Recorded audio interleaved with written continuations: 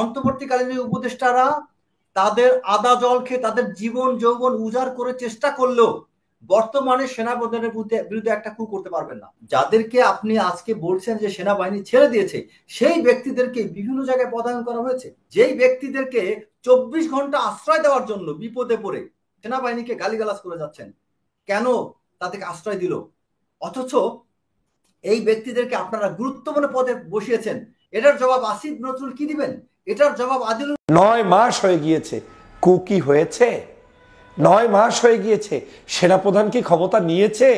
9 মাস হয়ে গিয়েছে, সেনাপ্রধান কি ইনুস সাহেবকে ঘাড় ধরে বের করে দিয়েছে? তাহলে কেন মিথ্যাচার সিরিজ আকারে, যে মিথ্যাচারের মধ্য দিয়ে জাতি কত বড় ক্ষতিগ্রস্ত হচ্ছে আপনি কি একটু ভাবলেনও না? আপনি বললেন রয়ের এজেন্ট হয়ে গিয়েছে জামাতের আমির। ডক্টর মোহাম্মদ ইউনূসের সাথে সেনাপ্রধানের যে একটা দূরত্ব তৈরি হয়েছে, এই দূরত্ব কারা তৈরি করেছে এবং সেনাপ্রধান যাতে কু করে এর জন্য কারা গোপন উপদেষ্টা কাজ করেছে? নাম এসেছে উপদেষ্টাদের মধ্য থেকে অনেকে এর জন্য কাজ করেছে যাতে করে সেনা অভ্যুত্থান হয়ে যায়। এই উপদেষ্টাগুলো কারা? অর্থাৎ এই উপদেষ্টাগুলো ডক্টর ইউনূসকে বিব্রত করেছে, ডক্টর ইউনূস এবং সেনাপ্রধানকে মুখোমুখি অবস্থার দাঁড় করিয়েছে। বিদর্শক আলোচনা করেছেন সাবেক একজন সেনা সদস্য, তার আলোচনা শুনবো এবং সেনা অভ্যুত্থান নিয়ে কিছু গুরুত্বপূর্ণ তথ্য দিয়েছেন ডক্টর ফয়জুল হক, তার আলোচনা শুনবো। কাজ করছে তার অন্যতম কারণ হলো বিশেষ করে সেনাবাহিনী প্রধানের বক্তব্য এবং আরো একটি বিষয় হচ্ছে যে সেনাপ্রধান এখন প্রশ্ন হতে পারে সেনাপ্রধানের বক্তব্যটাকে নিয়ে কেন এরকম এত বেশি আগ্রহ উদ্দীপনা বা এটা নিয়ে এত আমাদের সিরিয়াসনেস কেন? এটার অন্যতম কারণ ছিল সেনাপ্রধানের এই যে বক্তব্যটা প্রচার, এটা পূর্বে ব্যাকগ্রাউন্ড হলো ডক্টর মোহাম্মদ ইউনূস এবং সেনাপ্রধানকে নিয়ে অনেক দ্বন্দ্ব সন্দেহ এবং ধারণা করা হয়েছে যে তাদের দুজনের মধ্যে অনেক বড় একটা সম্পর্কে টানাপোড়েন চলছে। এখন এটার আমি মূল বক্তব্যে যাওয়ার পূর্বে ছোট্ট একটা ব্যাকগ্রাউন্ড দিতে হবে। সেটা হচ্ছে যে এই সেনাপ্রধান এবং ডক্টর মোহাম্মদ ইউনূসকে নিয়ে এই যে টানাপোড়েন বা তাদের মধ্যে যে এই ব্যবধান, এটার দায়টা আসলে কাদের? এটার জন্য কি ডক্টর মোহাম্মদ ইউনূস দায়ী না সেনাপ্রধান দায়ী? এবং এটা অস্বীকার করা যাবে না, হ্যাঁ আমাদের বর্তমান সেনাপ্রধান এবং ডক্টর মোহাম্মদ ইউনূস দুজনের মধ্যে অনেক বড় একটা দূরত্ব তৈরি হয়েছে। এই দূরত্বের দায়টা সেনাপ্রধান বা ডক্টর মোহাম্মদ ইউনূস তাদেরকে দেব না। এই দায়টা হচ্ছে মাঝখানে যে ব্যক্তিগুলো আছেন, বিশেষ করে ডক্টর মোহাম্মদ ইউনূসের আশেপাশে কয়েকজন উপদেষ্টা, এবং এই ব্যক্তিগুলো আমি মনে করি বাংলাদেশে এই সংকট সৃষ্টির মূল কারণ। আমাদের একটা সত্য সবাইকেই মানতে হবে, সেটা হচ্ছে এই 5ই আগস্ট পূর্ববর্তী সময়ের যে আমাদের যে চ্যালেঞ্জগুলো ছিল, যে আমরা ক্রাইসিসটা বা যে ধ্বংসযজ্ঞ বা শেখ হাসিনার যে ফ্যাসিজমটা আমরা ফেস করেছি, এই সময়টা থেকে উত্তরণ পেয়েছি আমরা আমাদের এই ছাত্র আন্দোলন, ছাত্র তথা এবং সেনাবাহিনীর মাধ্যমে। সেনাবাহিনী মানে সেনাবাহিনীর নেতৃত্বে যেহেতু সেনাপ্রধান ছিল, তো তাকে ক্রেডিট দেব। একই সাথে আমাদের বিশ্বের দরবারে বাংলাদেশকে অনেক উঁচু অবস্থানে তুলে ধরার জন্য ডক্টর মোহাম্মদ ইউনূসের ভূমিকার অতুলনীয়। অতি অল্প সময় তিনি কিন্তু আমাদের যে ফরেন রিজার্ভ সেটাকে বৃদ্ধি করতে পেরেছেন, যেটা রিমার্কেবল, বলতে গেলে অনেকটা ডাবল করে ফেলেছেন। সো এই যে বাংলাদেশের বিশ্ব দরবারে বাংলাদেশের যে একটা বড় একটা উপস্থিতি, এবং আমরা দেখতে পাচ্ছি যে ভারতের মধ্যে অনেক বড় একটা মাথা ব্যথা তৈরি করতে পেরেছেন ডক্টর মোহাম্মদ ইউনূস, এটা আমাদের জন্য অবশ্যই প্রশংসা করতে হবে। সো সেই ডক্টর মোহাম্মদ ইউনূস এবং আমাদের সেনাপ্রধান, এই দুইটা ব্যক্তি যদি এক থাকে, তাহলে বাংলাদেশকে আমরা কোথায় নিয়ে যেতে পারবো একবার চিন্তা করে দেখেন। আজকে বাংলাদেশকে এই জায়গাটা থামিয়ে দেওয়ার জন্য একটা ষড়যন্ত্র তৈরি হচ্ছে, যে ষড়যন্ত্রটা আমাদের এখন থামানো উচিত। আমাদের এখন সময় না সেনাবাহিনীকে দোষ দেওয়া, আমাদের এখন সময় না ডক্টর মোহাম্মদ ইউনূসকে দোষ দেওয়া, আমাদের সময় হচ্ছে কিভাবে ঐক্য করা যায়। আমি মনে করি এই যে ডক্টর মোহাম্মদ ইউনূসের আশেপাশে কয়েকজন উপদেষ্টা আছে যারা আড়ালে আবডালে অপকর্মগুলো বা অন্যায় ভুলভ্রান্তি করে ছাত্রদের বয়স কম, আমি মনে করি ছাত্র উপদেষ্টা যারা আছে বা সমন্বয়ক যারা আছে, আসিফ, নাহিদ, সার্জিস, তারা ভুল করতে পারে। তাদের ভুলটা কারণ তাদের অভিজ্ঞতা নেই, তারা আন্দোলন ছাড়া প্রশাসনিক কাজের অভিজ্ঞতা তাদের নেই। সো তাদের প্রশাসনিক কাজে ভুল হতেই পারে, কিন্তু আদিলুর রহমান ভুল করলে সেটা অ্যাকসেপ্টেড হবে না, সেটা ফয়জুল করিম ভুল করলে অ্যাকসেপ্ট হবে না, রেজওয়ানা ভুল করলে সেটা অ্যাকসেপ্ট হবে না। এই যে আপনার উপদেষ্টা রেজওয়ানা, তারপর উপদেষ্টা আসিফ নজরুল, উপদেষ্টা আদিলুর রহমান, উপদেষ্টা ফয়জুল করিম, এই ব্যক্তিগুলোর ভূমিকাটা অনেক বেশি গুরুত্বপূর্ণ। সো এখানে বিশেষ করে আমি অনেকগুলো জায়গায় জুলকারনাইন সাহেরও একটা জায়গায় পোস্টে দিয়েছে এবং আমিও আরো অনেকগুলো জায়গায় দেখতে পেয়েছি যে আদিলুর রহমানের নামটা অনেক জায়গায় আসছে, যেই ব্যক্তি এই সেনা প্রধানের সাথে দূরত্বে অন্যতম অগ্রণী ভূমিকা রেখেছেন, এবং আদিলুর রহমানের সাথে আরো কয়েকজন ব্যক্তি আছেন যাদেরকে, এবং এই যে মাহফুজ তার কিছু অপরিপক্কতা, তার সে অলরেডি, হ্যাঁ তাকে আমি ধন্যবাদ জানাই যে তিনি তার একটা ফেসবুক পোস্টে তিনি সেটা নিয়ে তিনি দুঃখ প্রকাশ করেছেন যে তার শব্দ চয়নে ভুল হতে পারে। স্টিল আই অ্যাপ্রিসিয়েট করি যে অনেক বিজ্ঞ প্রজ্ঞাবান অনেক সিনিয়র আমাদের নেতা উপদেষ্টা তারা সহজে তাদের ভুল স্বীকার করেন না। এখানে মাহফুজ থেকে শিক্ষণীয় আছে যে মাহফুজ একটা ভুলকে স্বীকার করেছেন, যেটা অ্যাপ্রিসিয়েট করি। একই সাথে মাহফুজ যে ভুলটা করেছে এটা সত্যি তার মারাত্মক লেভেল অপরিপক্কতা ছিল, তার কিছু বক্তব্যের কারণে তিনি দূরত্ব আরো বাড়িয়েছেন। তাদের ভুলে যাওয়া উচিত হয়নি যে এই সেনাবাহিনী আমাদের সার্বভৌমত্বের প্রতীক, তাদেরকে আমাদের কাছে রাখতে হবে। আজকে তারা যে বিষয়টা নিয়ে কথা বলে যাচ্ছিল, আপনার যে এই যে 626 জন, এটা যে মূল কাহিনী, সেনা প্রধানের সাথে এই দূরত্বের মূল কাহিনীটা কি ছিল? এই 626 জন যে এদেরকে কি করলো, আপনি খেয়াল করে দেখেন এই 626 জন ব্যক্তি, তাদের যাদেরকে আপনি আজকে বলছেন যে সেনাবাহিনী ছেড়ে দিয়েছে, সেই ব্যক্তিদেরকে বিভিন্ন জায়গায় পদায়ন করা হয়েছে। এটার বিস্তারিত দেখতে চাইলে আমি দর্শকদেরকে বলবো আমার ফেসবুক ওয়ালে গেলে লিস্ট দেখতে পারবেন যে ওই সময়ের কোন কোন কর্মকর্তারা কোথায় কোথায় পদায়ন আছে। আমি তাও কয়েকটা নাম দর্শকের উদ্দেশ্যে আমি বলবো। যেমন বর্তমানে যাদেরকে এই আপনার এই যে সেনাবাহিনী যারা যে 626 জন ছিল, তাদের মধ্যে যেমন বগুড়া সেনানিবাসের মুহসিয়া তাবাসসুম, যিনি শাহজাহানপুরের ইউনো ছিলেন, তিনি পালিয়ে ক্যান্টনমেন্টে আশ্রয় নিয়েছিলেন। বর্তমানে তিনি সাভারের পিএটিসিতে ফ্যাকাল্টি মেম্বার হিসেবে কর্মরত। তাকে তো তিনি কিন্তু লিস্ট অনুযায়ী 626 জনের লিস্টে 26 নম্বর আছেন, তাকে তো এখন পর্যন্ত বরখাস্ত করা হয়নি। আচ্ছা, তারপরে চট্টগ্রাম সেনানিবাসে যিনি আশ্রয় নিয়েছিলেন 626 জনের একজন, সেটা হচ্ছে অনসাই মার্মা, যিনি ইউনো রাউজানের ছিলেন। বর্তমানে তিনি বিডা চট্টগ্রাম অঞ্চলে কর্মরত ডিডি হিসাবে, যার সিরিয়াল হচ্ছে লিস্টে 32 নাম্বার। তারপরে ঘাটাল সেনানিবাসে আশ্রয় নিয়েছিলেন মামুনুর রশিদ, ইউনো ভুয়াপুর, যিনি বর্তমানে পিরোজপুর সদরের ইউনো হিসেবে কর্মরত। আপনি চিন্তা করেন, যিনি ভুয়াপুরের, টাঙ্গাইলের ভুয়াপুর গুরুত্বপূর্ণ জায়গা, টাঙ্গাইলের ভুয়াপুরের ইউনো, যিনি 626 জনের লিস্টের 76 নাম্বারে ছিলেন। আমি রিপিট করছি, টাঙ্গাইলের ভুয়াপুরের ইউনো আপনার মামুনুর রশিদ, তিনি 626 জন ব্যক্তির 76 নাম্বার সিরিয়ালে, সেই ভুয়াপুরের ইউনোকে পিরোজপুর ইউনো হিসেবে পোস্টিং দেওয়া হয়েছে। আপনি এখানে তামাশা করছেন, ব্লেম দিচ্ছেন সেনাবাহিনী 626 জন কি করলো? এটা কি একটা মস্করা হয় না আমাদের জাতির সাথে?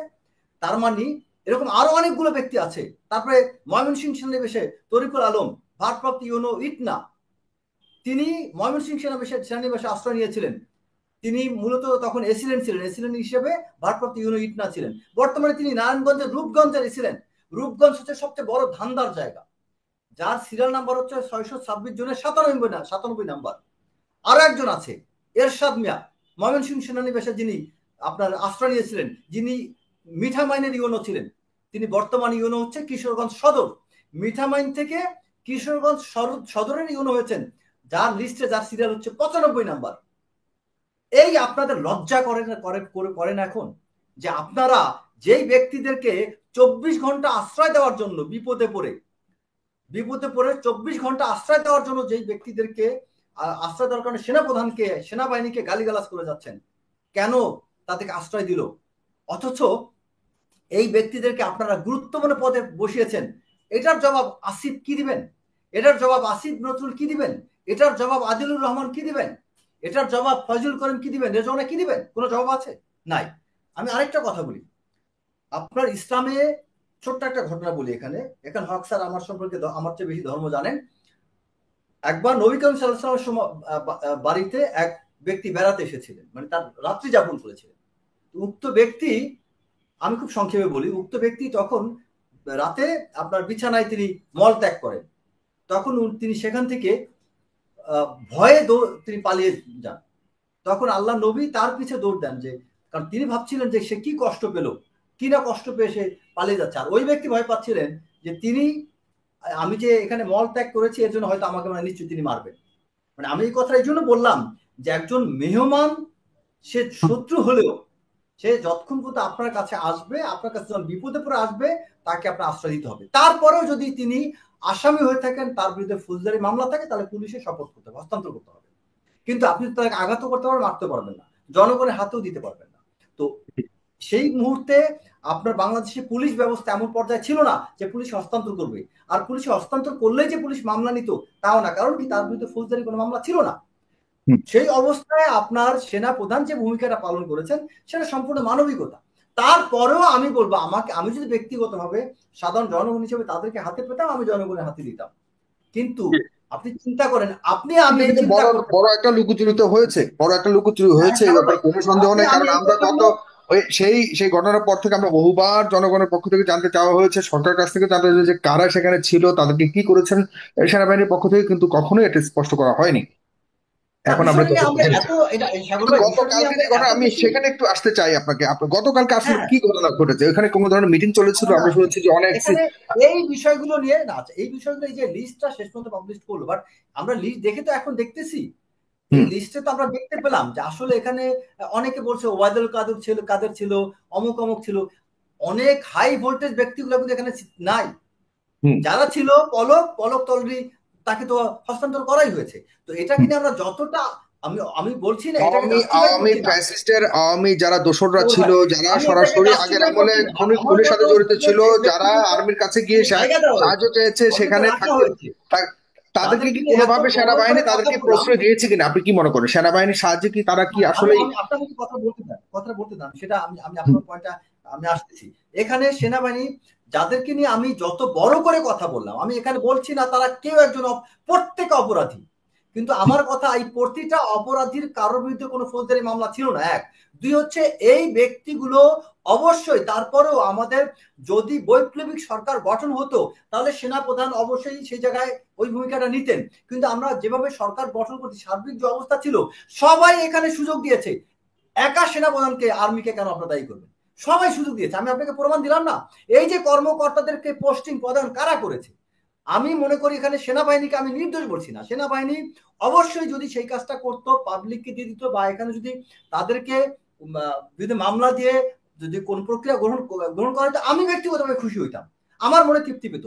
কিন্তু বিষয়টা হচ্ছে, এখানে একটা বিষয় হচ্ছে কি, আপনি ভুল করছেন, আরেকটা হচ্ছে অপরাধ করছেন। এখন বিষয় হচ্ছে তার ইন্টেনশন কি ছিল, এটা একমাত্র সেনাপ্রধান জানেন। তার ইন্টেনশন আপনি ব্যাখ্যা করতে পারবেন, তিনি নিজে জানেন।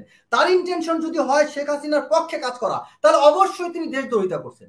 তার ইন্টেনশন যদি হয় মানবিকতা, তাহলে আমি এক্ষেত্রে তাকে বিষয়টাকে আমি নমনীয়ভাবে দেখবো। তার ইন্টেনশন যদি হয় যে আমি আসলে এদেরকে কোনো ফৌজদারি মামলা নাই, তো আমি এদেরকে আমি ছেড়ে দিলাম, এইটা হচ্ছে তার অপারগতা, বা আমি তার বলবো যে এই জিনিসটা হয়তো তিনি ভালো করে বুঝতে পারেননি। এখন তার ইন্টেনশন কি আমরা যেটা কনফার্ম জানি না। আচ্ছা, এখন আপনার যে প্রশ্ন উত্তর আসি, সেটা হচ্ছে কি, যে বাংলাদেশে এই যে এখন যে অবস্থা, এরকম একটা অবস্থার মধ্য দিয়ে আমরা মাঝখানে শুনতে পেলাম যে আমাদের এফডি পিএসও যিনি আছেন লেফটেন্যান্ট জেনারেল কামরুল, তাকে নিয়ে চিফ অ্যাডভাইজার কিছু একটা, বা চিফ অ্যাডভাইজার ঠিক না, তার অফিস কিছু একটা পরিকল্পনা করেছে, যেটা সেনা প্রধানের জ্ঞাতসারে না, বা সেনা প্রধানের পরামর্শ করবে না। তো আপনাকে একটা বিষয় ইতিহাস মনে রাখতে হবে, কে করেছে তার ইয়েটা কি? এটা হচ্ছে তাকে চিফ অ্যাডভাইজার অফিস তথা চিফ অ্যাডভাইজার তিনি হতে পারেন, বা তার সাথে কয়েকজন উপদেষ্টা হতে পারেন, যেটা আমি কনফার্ম জানি না, সেটা বলবো না, বাট এটু কনফার্ম যে চিফ অ্যাডভাইজার অথবা তার অফিসের কয়েকজন উপদেষ্টা, তারা মিলে এটার সাথে তাদের যোগ সাজসেই আপনার পিএসও লেফটেন্যান্ট জেনারেল কামরুলকে আপনার হয়তোবা সেনাপ্রধান বানাতে চেয়েছেন, অথবা তাকে কোনো বিশেষ কোনো দায়িত্ব বা কোনোভাবে তাকে আপলিফটেড করতে চেয়েছেন। ওই মুহূর্তে ডক্টর মোহাম্মদ ইউনূসের কোনো সংশ্লিষ্টতা ছিল আছে? এটাই প্রশ্ন, যেমন হতে পারে ডক্টর মোহাম্মদ ইউনূসের এটা সংশ্লিষ্টতা ছিল না।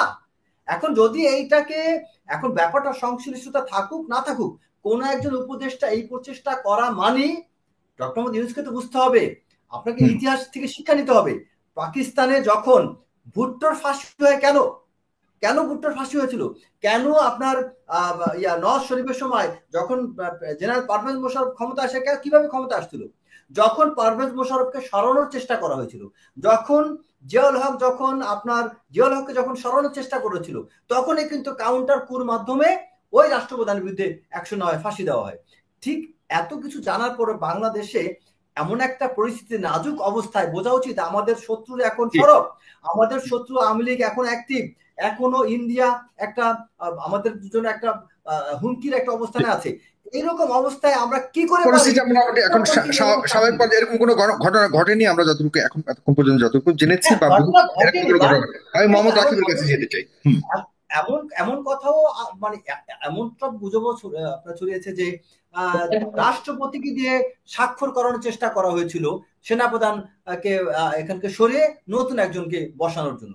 এখন রাষ্ট্রপতি এই মুহূর্তে, এবং এটাও বলা হচ্ছে যে রাষ্ট্রপতি যদি তিনি না হয়ে অন্য কেউ হতেন তাহলে তো স্বাক্ষর করে দিতেন, এবং এই রাষ্ট্রপতিকে রাখার কারণেই আজকে সেনাপ্রধানকে চেঞ্জ করা যায়নি। এই যে কত কথাগুলো ছড়াচ্ছে, একটা বিষয় এগুলো খেয়াল সব রাখতে হবে। সব কি গুজব নাকি আসলে না, কোনো সব গুজব বাস্তবতা না, ছিল? না, না, না, genuinely সব গুজব না। সব গুজব এখানে না, কিছু কিছু না হলেও কিছু সত্য আছে। হ্যাঁ, কিছু ধন্যবাদ সত্যতা আপনাকে। আছে। তবে এর কোনো কিছুই ঘটেনি, এটাও সত্য এখন পর্যন্ত। হ্যাঁ, এর এর কোনো কিছু আপনার ঘটেনি, সবই মিটিগেট করা হয়েছে। কারণ সেনাবাহিনীর হুম। এই মুহূর্তে যে বিষয়টা খেয়াল করতে হবে, জি আমি আপনাকে গ্যারান্টি দিয়ে বলতে পারবো এই মুহূর্তে অন্তর্বর্তীকালীন সরকারের উপদেষ্টাদের উদ্দেশ্যে আমি বলবো জি, যে শেষ করুন। আমার একটা ক্লিয়ার বার্তা তাদের জন্য। অন্তর্বর্তীকালীন এই উপদেষ্টারা তাদের আদা জল খেয়ে তাদের জীবন যৌবন উজাড় করে চেষ্টা করলেও বর্তমানে সেনাপ্রধানের বিরুদ্ধে একটা কু করতে পারবেন না।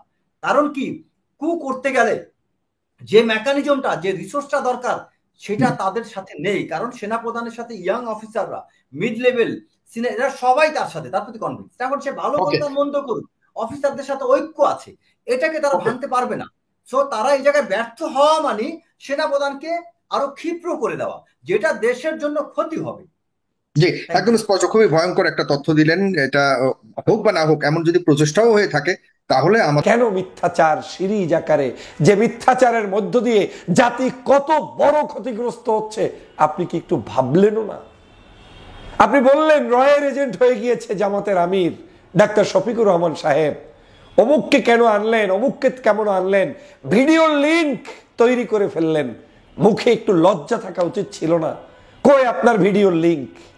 কোন লিঙ্কের ভিত্তিতে একজন তরতাজা দেশপ্রেমিক নাগরিককে জাতির কাছে অপদস্থ অপমান করার পরে আবার উল্লাসিত হাসি নিয়ে আপনারা বসে থাকেন আর আমরা গিলগিল করে খাচ্ছি? এগুলো একই উপায়ে বাংলাদেশের দুর্দিনে অনেক কষ্ট করে টিকেছিল 16টি বছর মাঠে ময়দানে বাংলাদেশ জাতীয়তাবাদী দল। আমরা তাদেরকে চরিত্র হনন করার জন্য এমন এমন কিছু কথা বলি যেটা এই দলকে বিব্রতকর অবস্থায় ফেলে দেয়, এবং এই দলকে মনে হয় যেন আওয়ামী লীগের চাইতেও খারাপ। না, আওয়ামী লীগের চাইতে খারাপ বাংলাদেশে আর কিচ্ছু নাই। আর আওয়ামী লীগের সাথে উদাহরণ সৃষ্টি করার মতো দল বাংলাদেশে আর একটাও নাই। বিএনপিও তো চাচ্ছে নির্বাচন হোক, জামাতও চাচ্ছে নির্বাচন হোক, অন্য দলও চাচ্ছে নির্বাচন হোক। কেউ হয়তো চাচ্ছে ডিসেম্বরে, কেউ চাচ্ছে ফেব্রুয়ারিতে, আর সেনাপ্রধান চাচ্ছে ডিসেম্বরের মধ্যে হলে ভালো হয়। একজন রাষ্ট্রের সর্বোচ্চ ব্যক্তির সাথে গিয়ে কি কোনো অসদাচরণ করেছেন? চোখের সামনে দেখেন নাই মইনু আহমেদরা যখন অস্ত্র ত্যাগ করে গিয়ে দাঁড়িয়ে তারপরে একজন রাষ্ট্রের প্রধানকে সেই সময় একেবারে চুপচাপ সবকিছু শুনতে বাধ্য করেছিলেন? চোখের সামনে দেখেন নাই সেই 1/11 কালো ইতিহাস? 5ই আগস্ট থেকে একটি বাহিনীকে চরমভাবে আমরা তুলোধনা করার জন্য ব্যস্ত হয়ে পড়েছি, অথচ এই বাহিনীর একটা দোষ এই 9 মাসে আপনি চোখের সামনে দেখাতে পারবেন না। অনেকের ভিডিও এমনও দেখি মন খারাপ করতে করতে, বিএনপি জামাতের সমালোচনা করতে করতে ভিডিওর শেষ সময় এসে বলে যে তার চাইতে নিজুম মজুমদারও তো ভালো ছিল, তার চাইতে অমুকেও তো ভালো ছিল। আমি একবার দেখলাম নূরের বিরুদ্ধে ভিডিও করতে গিয়ে বললেন তার চাইতে আওয়ামী লীগের সময় আমি স্বাধীনভাবে ধর্মকর্ম করতে পারছি। মানে কৌশল দেখেন, আপনাকে একটা নেগেটিভ একজনের ব্যাপারে বানাতে গিয়ে কৌশলে প্রমোট করছে আওয়ামী লীগকে, কৌশলে প্রমোট করছে আওয়ামী লীগের সমালোচকদেরকে। এগুলো বিভ্রান্ত হবেন না। আমি এক সময় নায়ক নায়িকা গায়ক গায়িকার বিরুদ্ধে একজন ভিডিও করতেন, আমি প্রতিবাদ করেছি, বিএনপির শীর্ষ নেতাদেরকে জানিয়েছি, অনেকের কাছে খারাপ হয়েছি। আমাকে বলেছেন তুমি বেশি বোঝো, এটাই সঠিক। এটা কখনোই সঠিক নয়।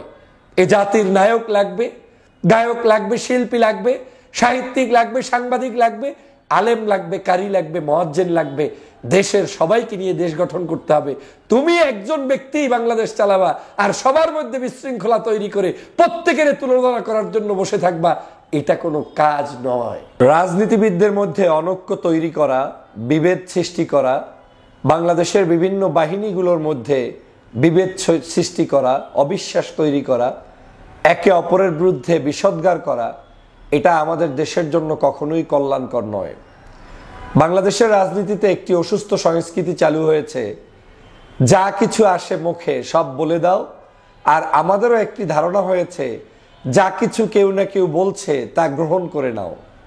কিন্তু আমি ভাবছি না যে আমাকে যে কথাগুলো শোনানো হচ্ছে, সেই কথাগুলো যে শোনাচ্ছে এবং যার বিরুদ্ধে বলে শোনাচ্ছে, ওই ব্যক্তি তার চাইতে কত হাজার গুণ নিকৃষ্ট কিংবা ভালো, এই চিন্তা আমাদের মাথায় নেই এবং কাজ করে না। বাংলাদেশের ভুলের ঊর্ধ্বে কোনো মানুষ নাই, বাংলাদেশ না পৃথিবীতে এমন কোনো ব্যক্তি নিজ গায়ে হাত দিয়ে বলতে পারবে না যে তিনি নিষ্পাপ, তিনি রাজনীতিতে চরম মাত্রার একজন বিশ্বস্ত, এত বিশ্বস্ত যে তার চাইতে আর পৃথিবীতে ভালো কেউ নেই। এই কথা কেউ বলতে পারবে না, কোনোদিন বলতে পারবে না। অ্যাকসেপ্ট প্রফেট ছিলেন যারা, হয়তো তাদের ক্ষেত্রে বা তার পরবর্তী কিছু অনুসারী যারা ছিলেন, তারা হয়তো সেই ভালো মানুষের মানদণ্ডের গ্যারান্টি দিয়ে কথা বলতে পারতেন। হোক সে ইসলামিক, হোক সে ভিন্ন দলের রাজনৈতিক নেতাকর্মী, আমরা এই কথা বলতে পারবো না যে আমি সেরা পৃথিবীর। তো যারা নিজেরাই আমরা সেরা বলতে পারি না, আমাদের এই ত্রুটি বিচ্যুতির পৃথিবীতে আপনি আমাকে, আপনাকে বিভিন্ন জায়গায় দোষারোপ করে, রাজনীতির মধ্যে অস্থিরতা সৃষ্টি করে, অনৈক্য সৃষ্টি করে ফায়দা লুটছি কার? আমি একটি কথা সবার আগে বলতে চাই, আপনি আওয়ামী লীগের বিরুদ্ধে, ফ্যাসিবাদের বিরুদ্ধে লড়াই করেছেন, সংগ্রাম করেছেন এবং দীর্ঘদিনের পথ পাড়ি দিয়ে তাকে আপনি বাংলাদেশ থেকে বিতাড়িত করেছেন। আপনার হাতে এখন অপশন থাকতে হবে। বাংলাদেশে আওয়ামী লীগ নেই আর আওয়ামী লীগ ফেরত আসবে না, তাহলে আমার এই বাংলাদেশে ক্ষমতায় আসবে কে? নিশ্চয়ই বাংলাদেশে আসতে হবে হয় বিএনপির, না হয় জামাত ইসলামের, না হয় নতুন ছাত্রদের গড়ে ওঠা সংগঠনের, না হয় অন্য কোনো আরো পার্টি এদেশে আছে, সেই পার্টিগুলোর ইসলামী আন্দোলন কিংবা গণ অধিকার কিংবা আরো ছোট বড় পার্টি আছে। এই যে কেউ তো আসতে হবে। আপনি যখন এই যে কেউ আসবে তাদেরকেও প্রতিবন্ধকতা তৈরি করবেন, তার বিরুদ্ধে এমন কিছু বিষোদ্গার তৈরি করে জনগণের কাছে বিশ্বস্ততা নষ্ট করবেন, তখন আপনি আনবেন কাকে? আসলে একটু মাথায় কাজ করে কিনা খেয়াল করে দেখেন যে আপনার উদ্দেশ্যটা কি। বাংলাদেশের আওয়ামী লীগ যাওয়ার পরে এই যে আমাদের ভুলে ভরা মানুষ, আমরা যারা অল্পতে ভুল করি, ছোটতে ভুল করি, বড়তে ভুল করি, রাজনীতি সিদ্ধান্ত নিতে ভুল করি, এই আমাদের মধ্যেই থেকেই কাউকে না কাউকে রাষ্ট্র ক্ষমতায় আসতে হবে। এখন এক বন্ধু নামলেন বিএনপির বিরুদ্ধে বিষোদ্গার করতে, আর এক বন্ধু নামলেন জামাতের আমির সহ জামাতের বিরুদ্ধে বিষোদ্গার করতে। আজকে যে লোক বিএনপির বিরুদ্ধে ভিডিও করছেন, কালকে আর একজনে জামাতের বিরুদ্ধে ভিডিও করছেন, আবার রোটেট করে। আবার ওই লোকই একসময় জামাতের বিরুদ্ধে ভিডিও করছেন, ওনাকে বলছে তুমি এখন বিএনপির বিরুদ্ধে ভিডিও করো। আর একজনের মাঝখানে বসে বসে সে আবার ভিন্ন কিছু করলেন। এবং এভাবে করে বিভিন্ন বাহিনী, বিভিন্ন সংস্থা, পুলিশ ডিপার্টমেন্ট, সেনাবাহিনী, বিশেষ করে সেনাবাহিনী, সেনাপ্রধান সহ বাংলাদেশের রাষ্ট্রীয় গুরুত্বপূর্ণ জায়গাগুলোতে এমন এমন কিছু দৃষ্টান্ত স্থাপন করে বক্তব্য দিচ্ছেন যাতে জাতি বিভ্রান্ত হচ্ছে, দেশ ক্ষতিগ্রস্ত হচ্ছে এবং সেই ক্ষতিটা পুষানোর মতো কোনো অপশন তাদের হাতে নেই। আপনি যখন বলছেন আমি খারাপ, হু ইজ বেস্ট? অপশন তো আপনাকে দিতে হবে। আপনি কি তাহলে হু ইজ বেস্ট, তার মানে উদাহরণ দিতে গিয়ে আপনাকে সেই আওয়ামী লীগ কি টেনে আনতে হচ্ছে? তো আনছেন কাকে আপনি? আগামীর বাংলাদেশ বিনির্মাণের জন্য এই জামাত ইসলাম, এই বিএনপি, এই ইসলামী আন্দোলন, এদের বিকল্প কেউ নেই। এদের মধ্য থেকেই জনগণ চয়েস করবে কে ভালো আর কে মন্দ, তাদেরকে আমাদের সামনের কাতারে নিয়ে আসতে হবে। আমরা রাজনৈতিক অঙ্গনে চরিত্র হনন করছি, ডাইরেক্ট টার্গেট নিয়ে তারপরে তাদের বিরুদ্ধে সিরিজ আকারে আমরা কথা বলছি। আমি শুরুতেও বলেছিলাম, যখন সেনাবাহিনীর প্রধানের বিরুদ্ধে বিভিন্ন বিষোদ্গার করা হয়, আমি আজও বলছি, সেনাবাহিনীকে, সেনাবাহিনীর প্রধানকে বিতর্কিত করলে জাতির সাথে গাদ্দারি করা হবে, কোনো সন্দেহ নাই। এই মানুষগুলো আপনার মতো, আমার মতো, আমার স্বভাবে কথা বলবে না। তারা যা যতটুকু যেখানে প্রয়োজন ছিল আমাদের জন্য করেছেন। আজও বলছি, গত 9 মাসে তো অনেকেই আজকে রাতে সেনাবাহিনী ক্ষমতা নিয়ে নিবে, আজকে রাতে কু হয়ে যাবে, কালকে সকালে এটা হবে। আচ্ছা ভাই, একটু জিজ্ঞেস করি তো, 9 মাস হয়ে গিয়েছে, কু কি হয়েছে? 9 মাস হয়ে গিয়েছে, সেনাপ্রধান কি ক্ষমতা নিয়েছে? 9 মাস হয়ে গিয়েছে, সেনাপ্রধান কি ইনুস সাহেবকে ঘাড় ধরে বের করে দিয়েছে? তাহলে কেন মিথ্যাচার সিরিজ আকারে, যে মিথ্যাচারের মধ্য দিয়ে জাতি কত বড় ক্ষতিগ্রস্ত হচ্ছে আপনি কি একটু ভাবলেনও না? আপনি বললেন রয়ের এজেন্ট হয়ে গিয়েছে জামাতের আমির ডাক্তার শফিকুর রহমান সাহেব, অমুককে কেন আনলেন, অমুককে কেমন আনলেন, ভিডিও লিংক তৈরি করে ফেললেন। মুখে একটু লজ্জা থাকা উচিত ছিল না? কই আপনার ভিডিও লিংক?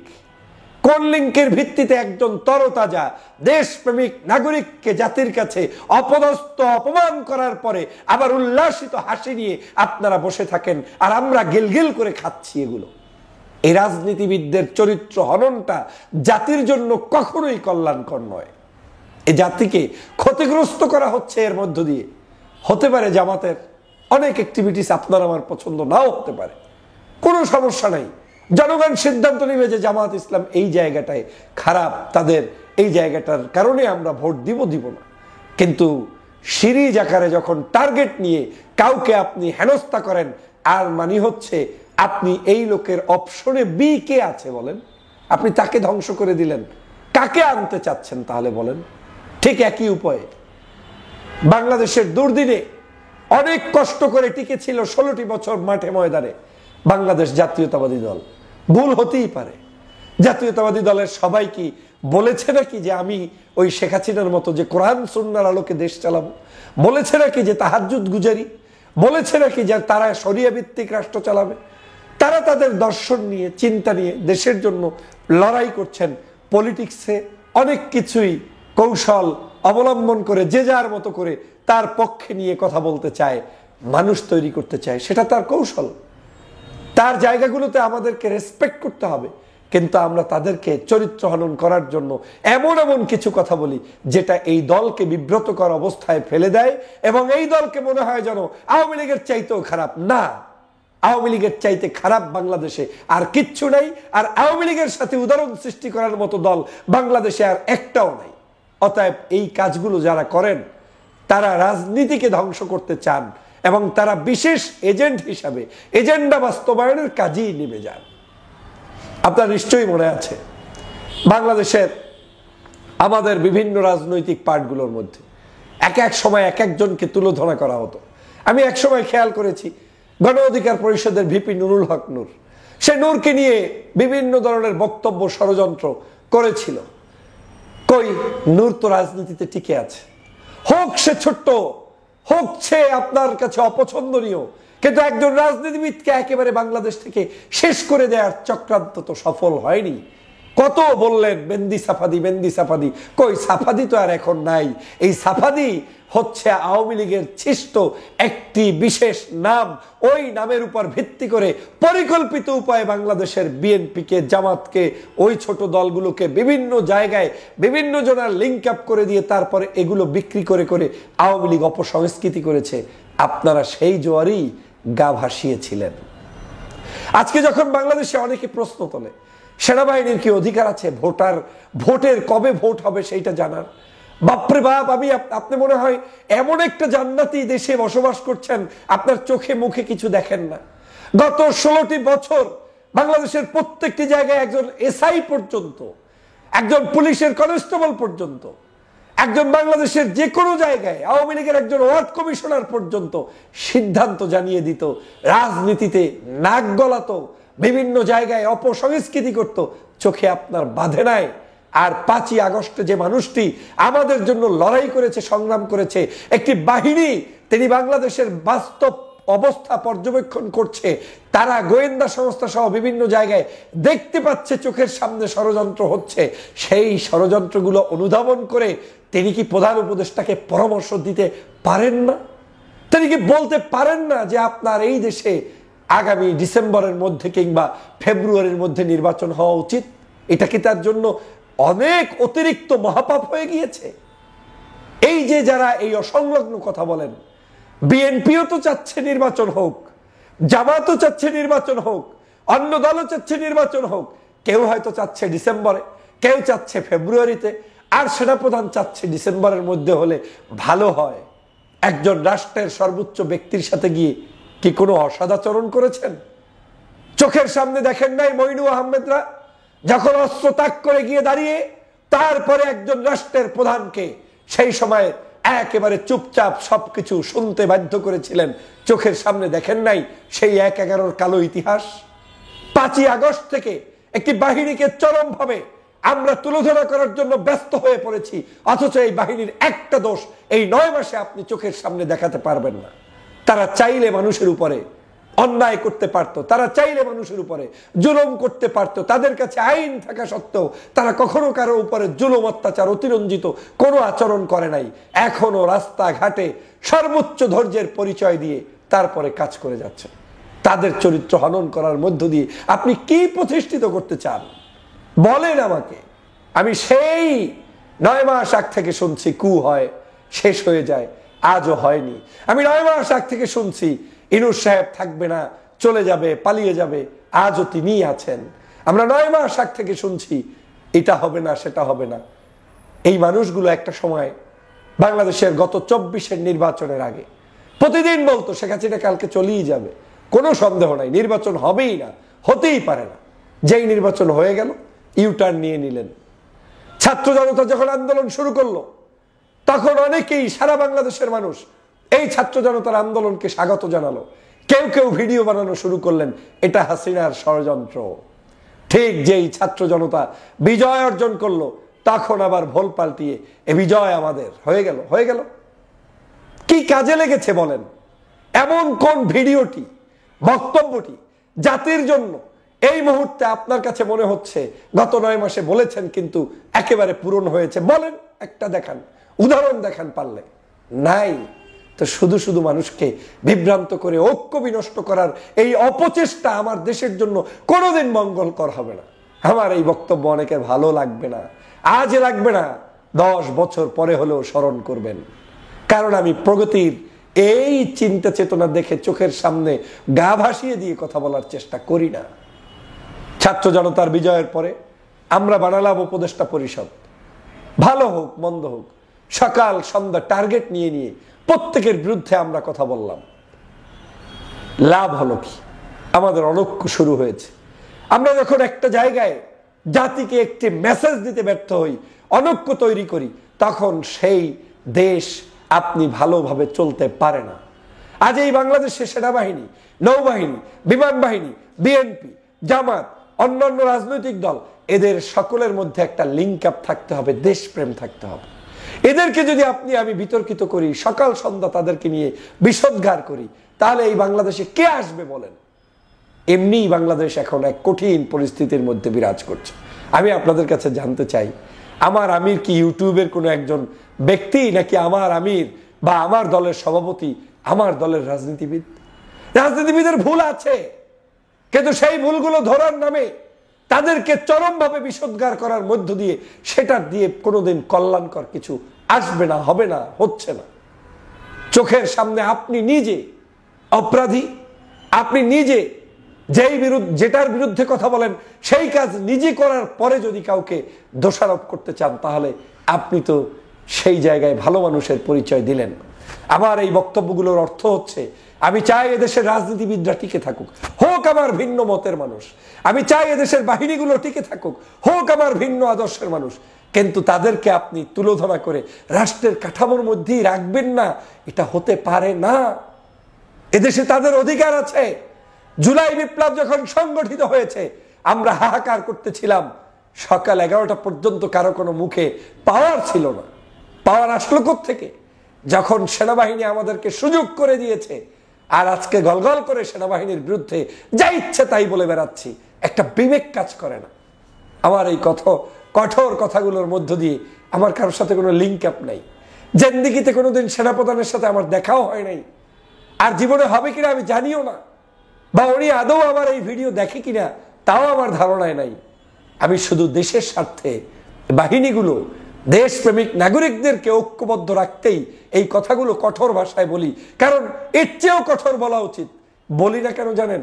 আপনারা ভুল বুঝবেন, আপনাদের মনে হবে যেন এগুলো শিখানো কোনো কথা, অথচ যার কথার খপ্পরে পড়েছেন তারাই যে ভিনদেশি কোনো কারো না কারো দালাল হয়ে, কারো না কারো এজেন্ট হয়ে আপনাকে আমাকে ভুল পথে নিচ্ছে, এই অবস্থানটা আপনি জানেন না। আপনি নিশ্চিত থাকেন যে কোনো একটি গোলযোগ সৃষ্টি হয়ে রাষ্ট্রের মধ্যে সমস্যা তৈরি হলে আপনি আমি ক্ষতিগ্রস্ত হব। আপনি কি মনে করেন ইউনূস সাহেব পদত্যাগ করলে এই দেশ খুব ভালো চলবে? আপনি কি মনে করেন সেনাপ্রধানকে বাদ দিয়ে দিলে এই দেশ খুব ভালো চলবে? না, বাংলাদেশের স্থিতিশীলতা ধ্বংস হবে। এই মুহূর্তে যেভাবে যে কাঠামো আছে সেই কাঠামোতেই আপনাকে পথ চলতে হবে। এতই যদি খারাপ হয় তারা, তাহলে বাংলাদেশের রাজনৈতিক দলগুলোকে বলেন, কই বিএনপি কি কারো পদত্যাগ চেয়েছে?